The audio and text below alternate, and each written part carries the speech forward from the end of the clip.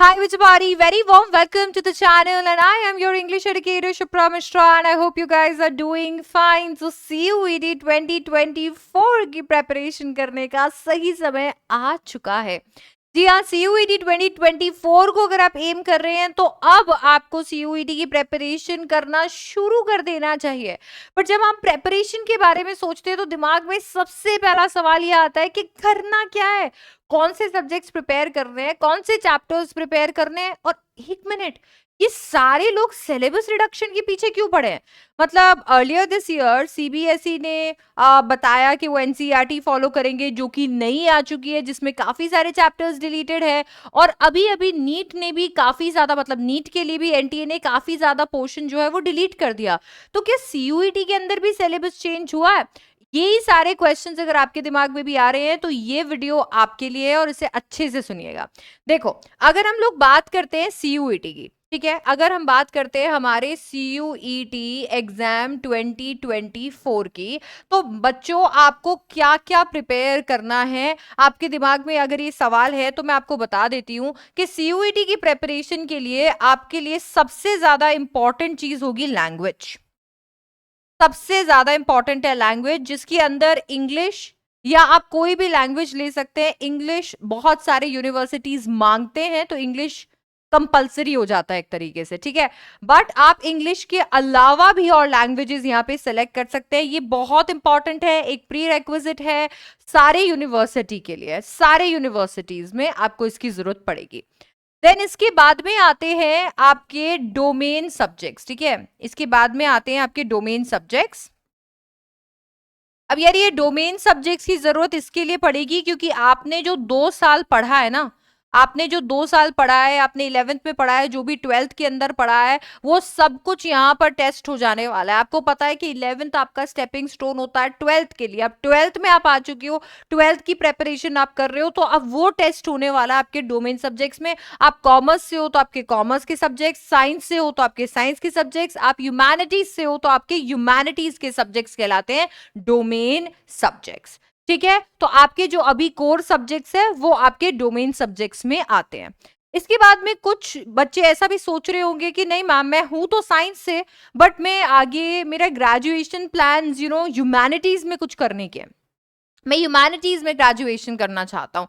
या मैम मैं हूं तो कॉमर्स से बट मैं ह्यूमैनिटीज में शिफ्ट होना चाहता हूँ, या मैं साइंस से हूं मैं कॉमर्स में जाना चाहता हूँ। तो ये जितने भी स्विचेस हैं, अगर आपके दिमाग में भी ऐसा कुछ चल रहा है तो आपके लिए एक और प्रेपरेशन कैटेगरी है, आपको एक और चीज प्रिपेयर करनी है और वो है जनरल टेस्ट।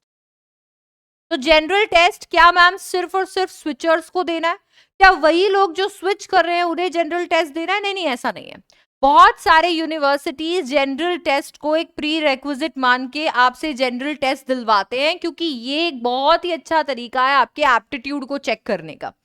यहाँ पर आपको लॉजिकल रीजनिंग देखने को मिल जाती है, आपका करंट अफेयर्स, आपके जनरल नॉलेज, आपका कॉन्ट्स यहाँ पर चेक किया जाता है। तो एक बहुत ही अच्छा तरीका है ये जानने का कि how capable are you of learning new things, कि नए सब्जेक्ट्स अगर पढ़ने पड़े या नई चीजें आपको पढ़नी याद करनी है तो आपको कितनी जल्दी वो याद होती है, आप कितना अच्छे से उसे ग्रास्प कर पाओगे। तो जनरल टेस्ट बहुत सारे यूनिवर्सिटीज आगे बढ़ के आपके लिए ऑप्शन में डालते हैं कि भैया तुम ऐसा करो, तुम लैंग्वेज के साथ में मेरे को जनरल टेस्ट जो है ये क्लियर करके दे दो और मैं तुम्हें एडमिशन दे दूंगा।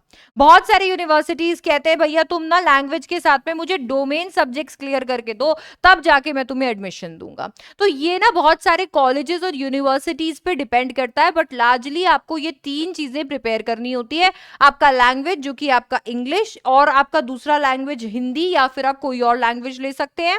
आपके डोमेन सब्जेक्ट जो आपका अभी स्ट्रीम है उसके जो मेन सब्जेक्ट्स है वो आपके डोमेन सब्जेक्ट्स आते हैं। और जनरल टेस्ट के अंदर 4 चीजें आपको प्रिपेयर करनी होती है, आपका लॉजिकल रीजनिंग, आपका क्वांट्स, आपका जनरल नॉलेज और करंट अफेयर्स। तो ये आपको यहाँ पर प्रिपेयर करना होता है। तो बेसिकली सीयूईटी 2024 में भी ये 3 चीजें आपके लिए बहुत महत्वपूर्ण होने वाली है।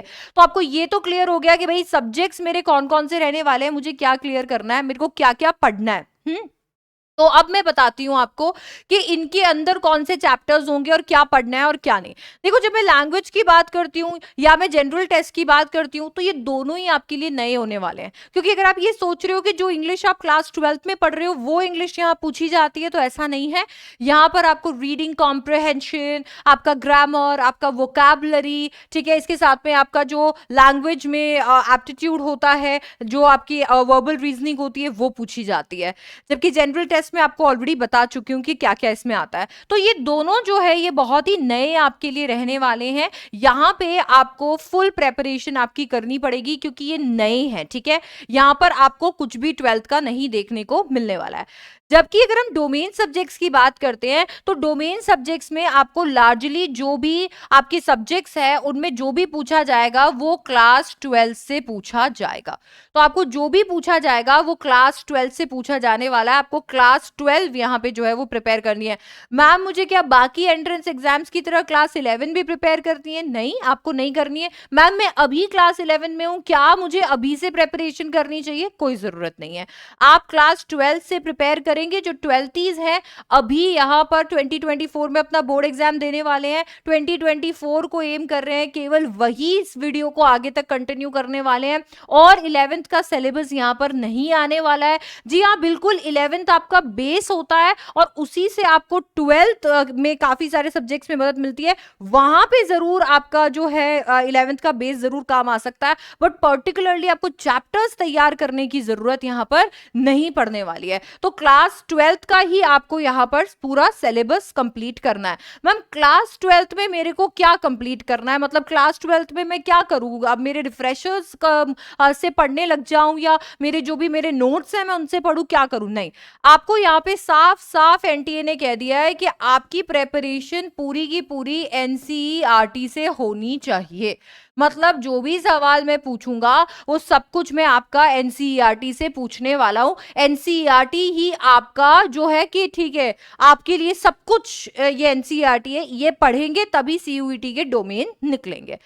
अब यहां पर ये सबसे बड़ा क्वेश्चन आता है कि मैम, एनसीईआरटी तो बदल गई, नई एनसीईआरटी आ गई, सिलेबस रिड्यूस हो गया, तो क्या सीयूईटी का भी सिलेबस चेंज हो गया? बच्चों, ये फाइंड आउट करने के लिए आप सीधा चलिए सीयूईटी की वेबसाइट पे। देखिए, सीयूईटी की वेबसाइट को खोजना कोई बहुत बड़ी बात नहीं है। आपने सीयूईटी सर्च करना है, समर्थ करके एक वेबसाइट है, यही इसकी ऑफिशियल वेबसाइट है। आप यहां पर चले जाइए और सीधा चले जाइए सिलेबस में।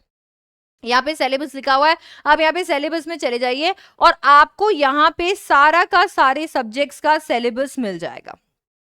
आप ये सारे सब्जेक्ट्स का सिलेबस जो है यहाँ से डाउनलोड कर सकते हैं, सारे सब्जेक्ट्स का सिलेबस यहाँ से देख सकते हैं।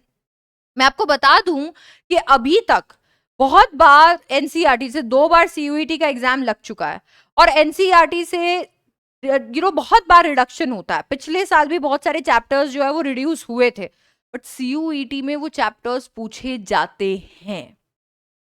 सीयूईटी में वो चैप्टर्स पूछे जाते हैं। तो अगर एनसीईआरटी पूरी तरीके से बदल भी गई है, नई भी हो गई है, तब भी सीयूईटी में सवाल आपको उससे पूछे जाएंगे। आपसे पुराने चैप्टर्स जो कट गए होंगे उनसे भी सीयूईटी में क्वेश्चंस पूछे जाएंगे। ठीक है, तो यहाँ पे आके आपको आपका सिलेबस देख लेना है। यहाँ पे अगर कोई भी अपडेट आएगा तो भी वो यहीं आएगा। तो बाकी सारे चक्करों में आप पढ़ो ही मत। जो भी आपका अपडेट आएगा, अगर सिलेबस को बदला जाएगा आपके लिए, एनटीए ने जैसे नीट के लिए सिलेबस चेंज किया है, बहुत सारा पोर्शन कम किया है, वैसे अगर आपके लिए भी अगर कुछ बदला जाएगा वो सब कुछ इस साइट पे आएगा और यहीं पे आपका अपडेटेड सिलेबस ही यहीं पर ही दिखेगा। तो आपको और कहीं जाने की जरूरत नहीं है, सीधा सीयूईटी की वेबसाइट पे जाइए, सिलेबस पे क्लिक कीजिए और यहाँ पर आपका जो भी सब्जेक्ट है उसका सिलेबस देख लीजिए। आपको मोटी मोटी ये बात याद रखनी है अभी फिलहाल के लिए कि आपको आपके लैंग्वेज की फुल ऑन तैयारी करनी है, बिकॉज ये एकदम नया है। मतलब ये आपने पढ़ा नहीं है, आप बहुत कम, मतलब बहुत पहले ग्रामर, वोकैबुलरी ये सब छोड़ आए हो, सिर्फ रीडिंग कॉम्प्रहेंशन है जो आप अभी भी कर रहे हो। और जनरल टेस्ट पूरा ब्रांड न्यू है। यहाँ पे आपको करंट अफेयर्स, आपके सारे लॉजिकल रीजनिंग, क्वांट्स, बच्चे जो है नंबर से डरते हैं और ये सब, उनके लिए ये बहुत बहुत इंपॉर्टेंट सब्जेक्ट होने वाला है। आपको बहुत जल्दी इसकी प्रेपरेशन शुरू कर देनी चाहिए। ठीक है। और क्लास 12 की प्रेपरेशन अभी आप कर रहे हो आपके मेन सब्जेक्ट्स के लिए, बस उसी प्रेपरेशन से आपके डोमेन सब्जेक्ट्स का काम हो जाने वाला है, क्योंकि सब कुछ जो आप एनसीईआरटी में पढ़ रहे हो वही सीयूईटी में आने वाला है, उसको मन लगा के पढ़ो। चैप्टर्स जो डिलीट हो गए हैं उनको भी आपको सीयूईटी के लिए पढ़ना पड़ सकता है। पुराने अगर सिलेबस को देखे और अभी जो अभी एग्जाम हुआ था उसको देखे तो पढ़ना पड़ेगा ही। अगर कोई नया अपडेट इस दौरान में आ जाता है, ये वीडियो आप तक पहुंच गई है और उसके बाद में कोई अपडेट आ जाता है तो मैं जरूर आपको बताऊंगी। अभी तक तो आपको डिलीटेड चैप्टर्स जो आपके एनसीईआरटी से हटा दिए गए हैं और नए चैप्टर्स जो आपके या तो ऐड हुए हैं या आप अभी पढ़ रहे हो, दोनों ही पढ़ने पड़ेंगे फॉर डोमेन सब्जेक्ट। तो डोमेन सब्जेक्ट्स के लिए दोनों ही पढ़ने पड़ेंगे, ठीक है। तो सिलेबस में पिछले साल के मुकाबले कुछ बदलाव कुछ नहीं है, कोई भी नहीं, ये बिल्कुल एक हवा है। मैंने आपको एकदम रिलीव कर दिया है, सब कुछ वैसा ही है जैसे पिछले बार सीयूईटी में था। फिर भी कोई बदलाव आता है, वेबसाइट आपको बता दी है, जाकर सिलेबस सेक्शन में चेक कर लेना।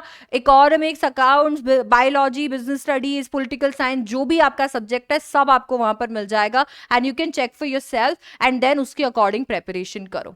तो सबसे बड़ी टिप जो मेरी आज आपको इस वीडियो के एंड में मैं देने वाली हूं वो ये है, 12th पे फुल फोकस करो। डोमेन सब्जेक्ट्स में जो पढ़ रहे हो उस पे फुल फोकस करो, क्योंकि डोमेन सब्जेक्ट्स एनसीईआरटी से पढ़ रहे हो तो सीयूईटी की तैयारी साइड बाय साइड होती जा रही है अपने आप में। सिर्फ दो चीजें फिर एक्स्ट्रा पढ़नी रहेगी, एक तो लैंग्वेज और एक जीडी। अगर डोमेन सब्जेक्ट अभी 12th में भी अच्छे से नहीं पढ़ रहे हो तो फिर सीयूईटी में फिर पढ़ने पड़ेंगे। तो एक मतलब आप सोचो, एक तीर से दो निशाने ऑलरेडी लग रहे हैं, तो क्यों नहीं करना आपको ऐसा।